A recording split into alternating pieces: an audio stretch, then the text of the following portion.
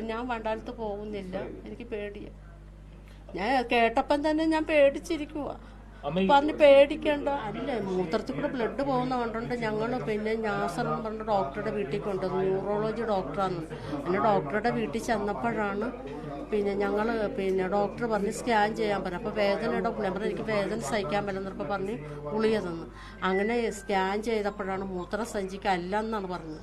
അപ്പം കല്ലാണെന്ന് പറഞ്ഞിട്ടിരുന്നു. അതിൻ്റെ മരുന്നൊക്കെ കഴിച്ച് വേദന വരുമ്പോൾ മരുന്ന് കഴിക്കും, പിന്നെ മൂത്രം ഒഴിക്കുമ്പോൾ ഇങ്ങനെ ബ്ലഡ് പോകും, പിന്നെ കുറേ വെള്ളമൊക്കെ കുടിക്കുമായിരുന്നു. അങ്ങനെ ആ മരുന്നിൻ്റെ പുറത്താണ് ഞാൻ നിന്നത്. പക്ഷേ എക്സ്റേ കണ്ടപ്പോഴാണ് ഇത്ര പെട്ടെന്ന് ഇങ്ങനെ ഇത് കത്രിക കണ്ടു കഴിഞ്ഞപ്പോൾ ഞാൻ ഭയന്നു. അപ്പം എനിക്കിനി വണ്ടാനം മെഡിക്കൽ കോളേജിലോട്ട് പോകണ്ടേ ഓപ്പറേഷൻ ചെയ്യാൻ. ഈ കത്രിക അറിഞ്ഞതിന് ശേഷം മെഡിക്കൽ കോളേജിൽ അവരോട് സംസാരിച്ചായിരുന്നു. ഞങ്ങൾ ഇന്നലെ നാസർ ഡോക്ടർ പറഞ്ഞിട്ട് ഇന്നലെ ഞങ്ങളുടെ വീട്ടിൽ മോനെ നമ്പർ കൊടുത്തായിരുന്നു.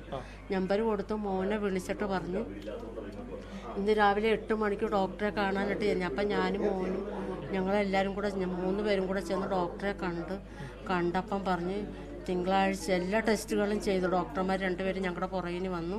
എല്ലാ ടെസ്റ്റുകളൊക്കെ ചെയ്തിട്ട് പറഞ്ഞ് തിങ്കളാഴ്ച വന്ന് അഡ്മിറ്റ് ആകണം, ചൊവ്വാഴ്ച ഓപ്പറേഷൻ ചെയ്യണം. ഈ ഡോക്ടർമാരെ ഈ കത്രിക മറന്നു വെച്ചത് വണ്ടാനത്ത് നിന്ന് തന്നെയാണെന്ന് എപ്പോഴെങ്കിലും പറഞ്ഞോ? വണ്ടാനത്തുനിന്ന് അങ്ങനെയൊന്നും പറഞ്ഞിട്ടൊന്നുമില്ല. ഇപ്പോഴല്ലേ നമ്മൾ ഇന്നലെ രാവിലെയാണ് ഇത് കത്രികയാണെന്ന് അറിയുന്നത്. ഇന്നലെയാ.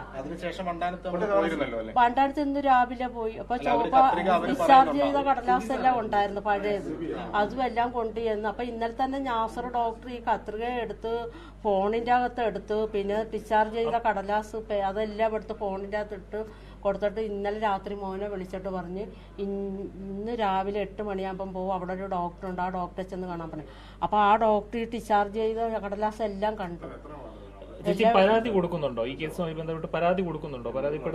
പരാതിപ്പെടാനായിട്ട് നാളത്തെ കഴിയട്ടെ, നാളെ ചെല്ലാൻ പറഞ്ഞിരിക്കുവല്ലേ. അപ്പൊ ഞാനിനി പോകുന്നില്ല. ഇല്ല, ഞാൻ പോണില്ല. ഇനി പേടിയാണോ? എനിക്ക് പേടിയാ. വണ്ടാനം മെഡിക്കൽ കോളേജിൽ പോകാൻ പേടിയാ. ഞാൻ പോകുന്നില്ല. ഞാനിങ്ങനെ എനിക്ക് പേടിയാ.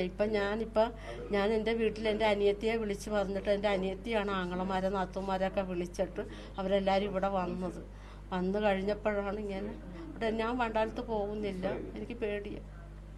ഞാൻ കേട്ടപ്പം തന്നെ ഞാൻ പേടിച്ചിരിക്കുക. പറഞ്ഞ് പേടിക്കണ്ട. ഈ ജീവന് തന്നെ ആപത്തുണ്ടാവുന്ന രീതിയാണുള്ളത്. അപ്പൊ ഈ ഇങ്ങനെ ചെയ്തവർക്കെതിരെ നടപടി വേണ്ടേ? മുന്നോട്ട് പോകണ്ടേ?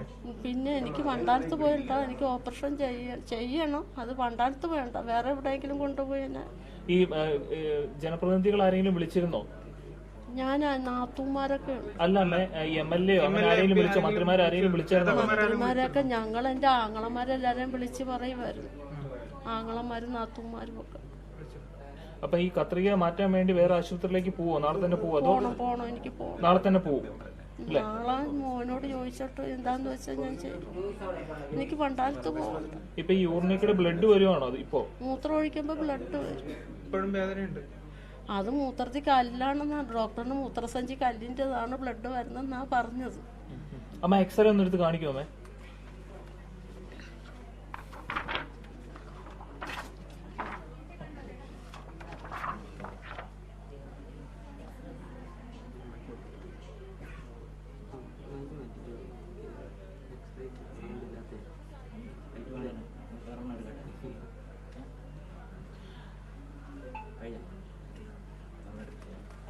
അമ്മ ഈ 5 വർഷത്തെ നേരത്തെ മെഡിക്കൽ രേഖകളൊക്കെ കയ്യിലുണ്ടോ? ഈ ഡോക്ടറോട് നമ്മളവിടെ സംസാരിക്കുമ്പോഴേ അവര് പറയുന്ന 5 വർഷം മുമ്പത്തെ കാര്യമാണ്. ആ ഡോക്ടറെല്ലാം സ്ഥലം മാറി പോയെന്നാ പറയുന്നത്. അപ്പൊ അന്ന് ശസ്ത്രക്രിയ നടത്തിയ ഡോക്ടർമാരുടെ പേരോ വിവരങ്ങളൊക്കെ എനിക്കറിയത്തില്ല. എനിക്ക് ലളിതാംബിക ഡോക്ടറെ കാണിച്ചത് മാത്രമേ ഉള്ളൂ. ഡോക്ടറാണ് എന്നെ അഡ്മിറ്റ് ചെയ്തതും പിന്നെ ഓപ്പറേഷത്തിന് ഡേറ്റ് ഒക്കെ തന്നത്. മെയ് 5-ാം തീയതി എൻ്റെ ഓപ്പറേഷൻ നടക്കണം.